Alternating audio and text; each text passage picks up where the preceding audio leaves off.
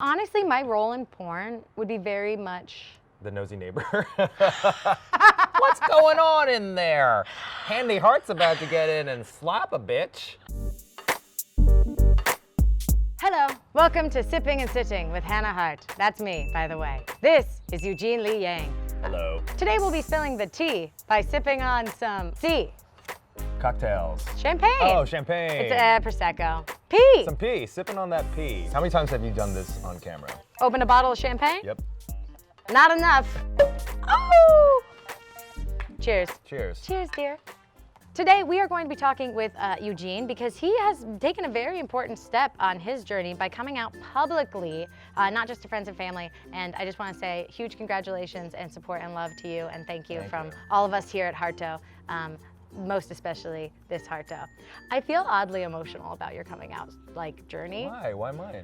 It's a huge endeavor to come out, let alone when you have to figure out the way you want to come out, not only to yourself, your friends, your family, but then also your fans. I want to talk to you not about Eugene like the gay try guy. I want to talk about Eugene, the boy who grew up to be a man. When did you first realize that you were gay?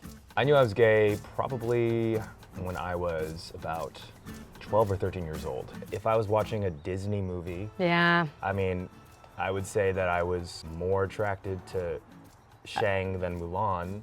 Well, Mulan half the time. Aladdin or Jasmine? I mean, well, see, Jasmine. that's tough. Jasmine yeah, is so hot. Her midriff made everyone gay. Yeah. Or I mean, straight. Yeah, I was, I mean, in truth, Jafar is the real queer icon in that movie. Mulan was first my Asian hero, and then I did think about it later about how wonderfully, accidentally subversive that film was. Disney had no idea. They just knew that they couldn't have her kiss Shang because it'd be too gay. I want you to tell me what it is about Mulan that helped you realize things about yourself. Well, Mulan is a really clear story where particularly her gender expression was so woven into this narrative. It was an unquestionable part of her that she expressed in ways that everyone accepted. That really, I think, moved me in ways I didn't understand when I was a kid, because, you know, as a kid, I wasn't even aware that I was gay at that point. I wasn't aware about the boxes my own culture and that society was trying to already put me in based on the fact that I wore blue as a boy and that I would, you know, don't act this way, don't act like a sissy, you know, all these little things that, you know, compile upon us when we're kids. My sisters can do this, but you do this. You know, I never learned how to cook. My goodness, I didn't even know how to work a stove as a child because I was the boy. It was not your place. We all were raised under a more slightly traditional Korean household that was also slightly traditionally Texan. And I think that that has these grand repercussions we don't often discuss across all cultures and sexualities and gender identities that really has fucked up people for the past millennia. It fucked up people a lot because that inherited trauma from your parents not expressing their emotion, your parents being affected by that affects you. And at the end, I feel like the gift that this kind of current millennial experience that we're at right now can provide is being able to free up those bonds. Being able to be like, hey dad, if you're gay, that's cool too, just FYI. All the people who are close to me, they have their own journey to accept it. It's just because of that their cultural background's different, they have a different way of expressing it. And I know with a lot of other friends who are Asian, sometimes it gets to a point where the best you can even get from your parents is, I don't and I won't agree with it, but I love you more than my own ignorance to it. There's a cultural point in which they can't bring themselves across, but if they love you, that's the core thing that they have to express to support you. And I have that at the very least from people I'm close to. I know that my mom would never disown me because of it.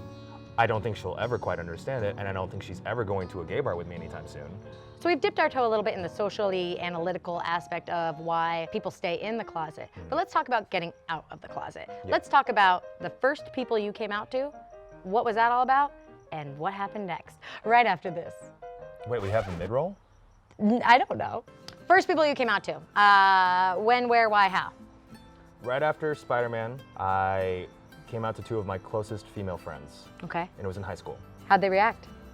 It was interesting. It was also one of those things where I could not say the word gay. It took me 2 hours to admit to them what had happened, and I remember specifically that I made them guess what my problem was. The history I experienced with it, you know, I grew up in the 90s as a kid. And, Same. You know, gay was always used as stupid because someone says, "Oh, that shirt looks gay." And Dude, that shirt's so gay. they Or drop like, in, like, "Excuse me, do you know what that means? Don't say the word gay, it's bad." I mean, I was somebody that said that's gay about stuff, dude. Like, that's how. Oh, I mean, around my male friends in middle school, I would, you know, say, "Oh, this cup is gay." I mean, it was the verbiage for many of us little growing gay. up. I mean, this is a wonderfully gay cup. I have to ask, so when you decided to come out, how did the other guys feel? I mean, you are 1/4 of the Try Guys, the craziest dad band I've ever seen. Yeah, we're like the internet's weird uncles. Yeah, but then also like the yaoi fetish uncles, Excuse me? the like gay. Oh, well, that's just general shipping, right? Doesn't everyone ship everyone with everybody? I don't know, man. I've seen your fan art. Does anyone think they're gay? Oh, all the time. But I think it's used as an insult, which is awful. And they often will, you know, come at the other 3 guys more than me because I'm the one who's like the emotionally unavailable, like hard ass. Which in right? Western culture isn't what is determined to be gay. Exactly. Oh, because. So what I'm happy about and what they're happy about is that they can now just be like, well, yeah, I cried at that thing and I'm very squishy around kitties, but Eugene's the fucking gay one. Well, to be fair, yeah. there is a video I'd like to reference Yes. where you marry my bride.